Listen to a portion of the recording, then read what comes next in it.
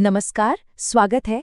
आज हम बात करेंगे प्रचार करने की कला के बारे में, कुछ ऐसे शक्तिशाली सिद्धांत जो खासकर कलीसिया के अगुओं के लिए समझना बहुत जरूरी है।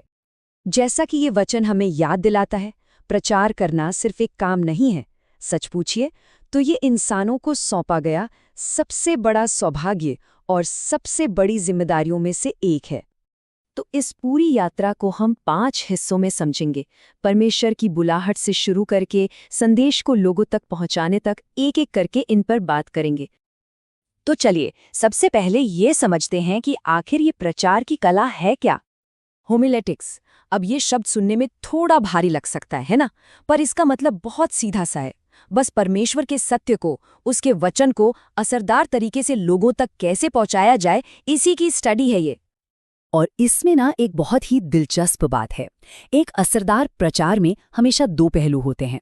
एक है ईश्वरीय, मतलब परमेश्वर की तरफ से जो मिलता है, और दूसरा है मानवीय, यानी हमारा उसे पेश करने का तरीका। इन दोनों में बैलेंस होना बहुत जरूरी है। तो संदेश बनाने के बारे में सोचने से भी पहले हमें अपनी नींव पर ध्यान देना होता है, और ये नींव है ईश्वरीय। सवाल ये है कि एक प्रचारक अपने दिल को परमेश्वर से संदेश पाने के लिए तैयार कैसे करे।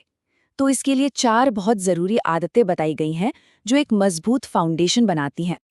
ये वचन कितनी सीधी और गहरी बात कहता है ना।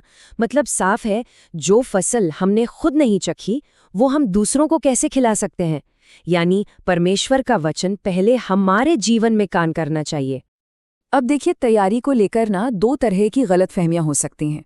एक तरफ वो है जो सोचते हैं तैयारी की जरूरत ही क्या है, और दूसरी तरफ वो जो सिर्फ अपनी काबिलियत पर भरोसा करते हैं। हमें इन दोनों ही एक्सट्रीम्स से बचना है।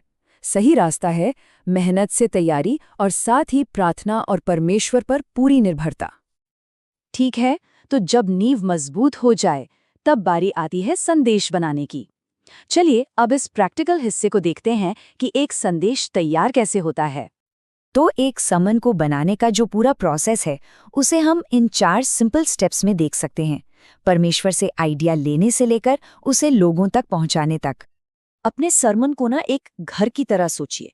जो इंट्रोडक्शन है वो उस घर तक ले जाने वाला रास्ता है, जो मेन पॉइंट्स हैं वो घर के अलग अलग कमरे हैं, और जो इलस्ट्रेशंस या कहानियां हैं वो खिड़कियों की तरह हैं, जिनसे रोशनी अंदर आती है और सब कुछ साफ साफ दिखता है। अच्छा, तो संदेश तो बन गया, अब उसे लोगों तक पहुंचाना है। इसके लिए भी कुछ खास टूल्स और टेक्निक्स होती हैं। देखिए, सर्मन्स भी कई तरह के हो सकते हैं, और अलग अलग तरह के सर्मन्स के बारे में जानने से ना सेवकाई में एक वैरायटी आती है, और कलीसिया के लिए भी ये काफ़ी इंटरेस्टिंग रहता है। यहाँ एक बहुत ज़रूरी सलाह है, रिलैक्स्ड और नेचुरल रहना, और किसी की नकल न करना। ये याद रखना जरूरी है कि परमेश्वर ने किसी खास व्यक्ति को चुना है क्योंकि वो उसी की यूनिक पर्सनैलिटी को इस्तेमाल करना चाहता है। तो सबसे असरदार तरीका क्या हो सकता है? वो है स्केलेटन टाइप नोट्स, मतलब सिर्फ मेन पॉइंट्स का एक ढांचा।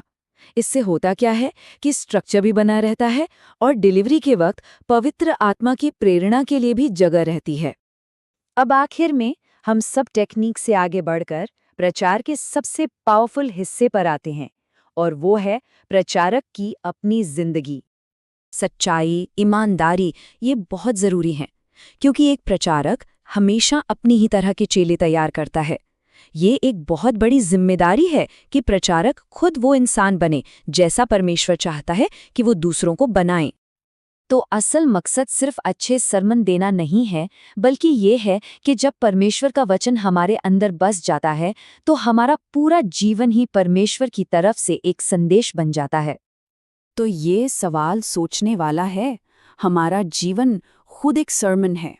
सवाल ये है कि वो क्या प्रचार कर रहा है, क्योंकि सबसे असरदार प्रचार वही है जो परमेश्वर और लोगों के सामने एक ईमानदारी की जिंदगी से किया जाए।